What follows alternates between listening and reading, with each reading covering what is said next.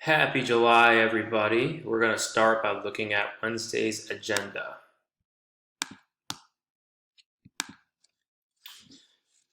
So, today, by the time Wednesday ends, you should have completed on Google Classroom your Week 1 assignments, your anticipation guide, your response part 1 that's in Google Forms, and your response part 2, which will be a Google Doc. So as we start today, ask yourself these questions of identity. Who am I? Why am I doing this? And why am I doing this way? So our learning targets and success criteria today, we're going to get to know one another. We're going to be good listeners. We're going to stay focused on the Google Meets. We're going to limit distractions on the Chromebook and at home. And then you're going to read and respond to All Summer in a Day. You're going to listen closely or read deeply on your own. You're going to connect the text to your own life. You're going to use evidence from your text to support your answer. So, let's look at today's assignment.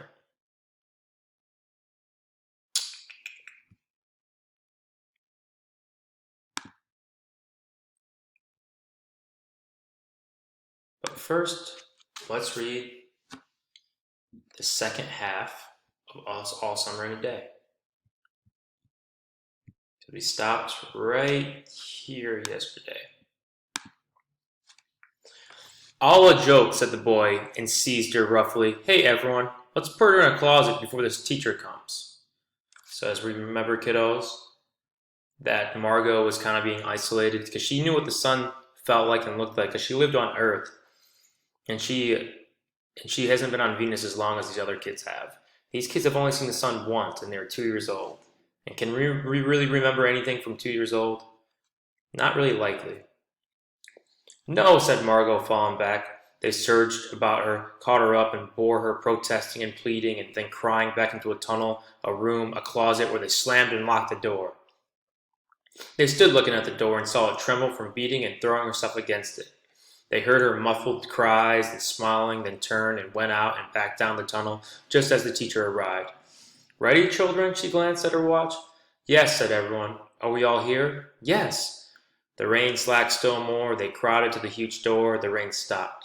It was as if in the midst of the film concerning an avalanche, a tornado, a hurricane, a volcanic eruption, something had first gone wrong with the sound of the apparatus, thus muffling and finally cutting off all noise. Of the blast and the repercussions and thunders, and then second ripped the film from the projector and inserted into a place a beautiful tropical slide which did not move or tremor. World ground to a standstill. The silence was so immense and unbelievable that you felt your ears had been stuffed, or you had lost your hearing altogether. The children put their hands to their ears. They stood apart. The door slid back, and the smell of the silence, waiting world came to them. The sun came out.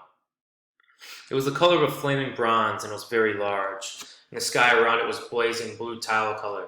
And then the jungle burned with sunlight as the children, released from their spell, rushed out young into the springtime. Now don't go too far, called the teacher after them. You've only got 2 hours, you know. You wouldn't want to get caught out.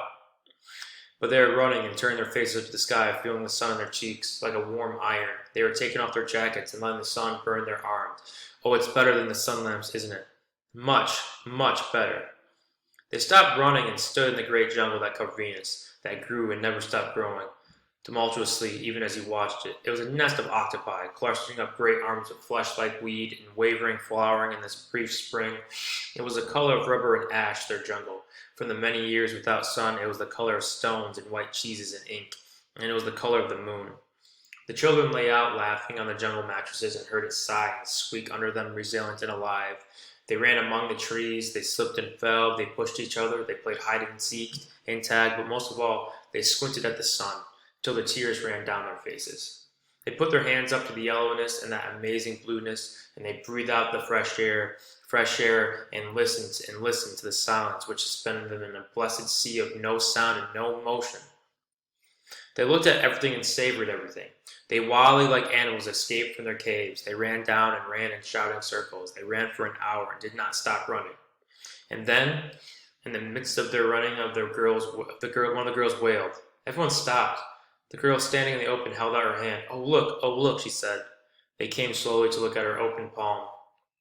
In the center of it, cupped and huge, was a single raindrop. She began to cry, looking at it. They glanced quietly at the sun. Oh no. A few cold drops fell on their noses, in their cheeks, in their mouths. The sun faded behind a stir of mist. A wind blew cold around them. They turned and started to walk back in the underground house, their hands, their sides, their smiles vanishing away. A boom of thunder startled them, and like leaves before a new hurricane, they tumbled up each other and ran. Lightning struck 10 miles away, 5 miles away, a mile, a half a mile. The sky darkened into midnight, into a flash. They stood in the doorway of the underground for a moment until it was raining hard. Then they closed the door and heard the gigantic sound of the raining fall in tons and avalanches everywhere and forever. Will it be 7 more years? Yes, 7. Then one of them gave a little cry. Margot, what? She's still in the closet where we locked her. Margot. They stood as if someone had driven them, like so many stakes on the floor. They looked at each other and looked away. They glanced out at the world that was raining now and raining steadily. They could not meet each other's glances. Their faces were solemn and pale. They looked at their hands and feet and their faces down. Margot, one of the girls said, well, no one moved. Go on, whispered the girl. They walked slowly down the hall, a sound of cold rain. They turned through the doorway to the room and the sound of the storm and thunder. Lightning on their faces flew and terrible. They walked over the closet door slowly and stood by it. Behind the closet door was only silence. They unlocked the door even more slowly and let Margot out. So Margot didn't get to experience the sun this time. And now I think the kids understand why it was so important to her. So today, read that on your own if you feel like, but make sure you finish it up. All Summer Today by Bradbury has many thematic devices that we can all relate to in life. Here are a few from the short story.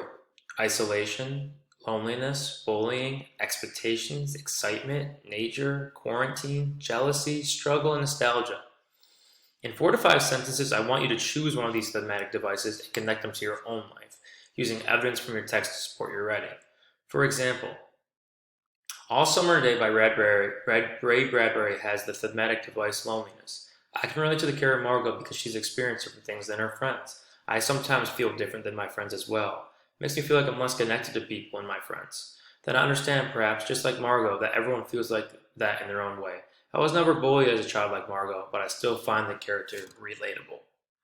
So down below right here, write 4 to 5 sentences of one of these themes and how you can connect that to your own life using the story. What happened in the story? What part of the story made you think of your own life? Okay? And that is what you are doing today. Please do it today, but it is due Sunday night.